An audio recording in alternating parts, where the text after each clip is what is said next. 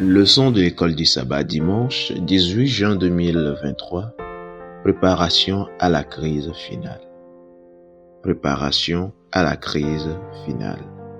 Lisons 1 Thessaloniciens 5, le verset 1 à 6. Là, il est écrit: Pour ce qui est des temps et des moments, vous n'avez pas besoin, frères, qu'on vous en écrive, car vous savez bien vous-même que le jour du Seigneur viendra comme un voleur dans la nuit. Quand les hommes diront paix et sûreté, alors une ruine soudaine les surprendra, comme les douleurs de l'enfantement surprennent la femme enceinte, et ils n'échapperont point. Mais vous, frères, vous n'êtes pas dans les ténèbres pour que ce jour vous surprenne comme un voleur. Vous êtes tous des enfants de la lumière et des enfants du jour.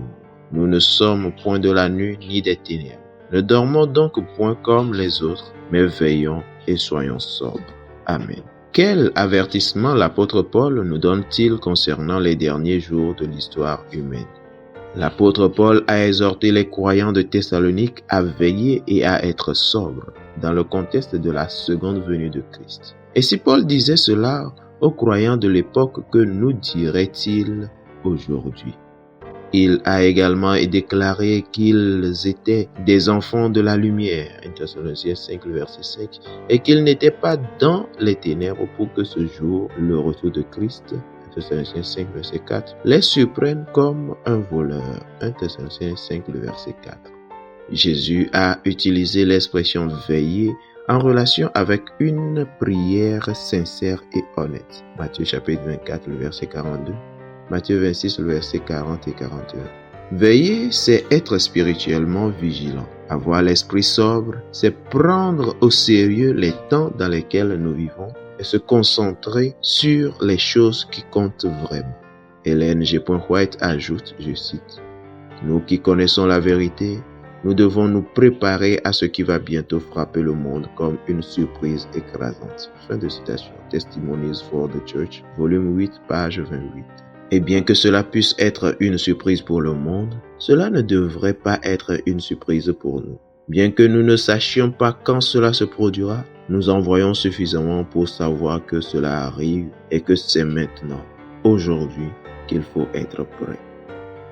Relisez Daniel chapitre 2 et notez la séquence des royaumes qui sont venus et ont disparu exactement comme prévu.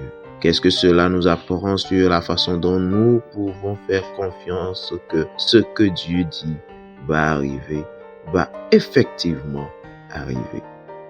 Christ nous a donné ces messages des derniers jours afin que, sachant ce qui va arriver, nous puissions nous y préparer.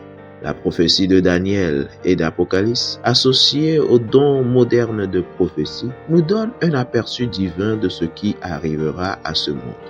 La parole prophétique de Dieu décrit à l'avance l'histoire du salut. Et Daniel 2 fournit des preuves puissantes et rationnelles que nous pouvons faire confiance à Dieu. Paul dit de ne pas dormir comme les autres. Qu'est-ce que cela signifie? Comment pouvons-nous savoir si nous sommes effectivement en train de dormir? Et si c'est le cas, que faut-il faire pour se réveiller? Fidèles auditeurs et internautes, que Dieu vous garde. Amen.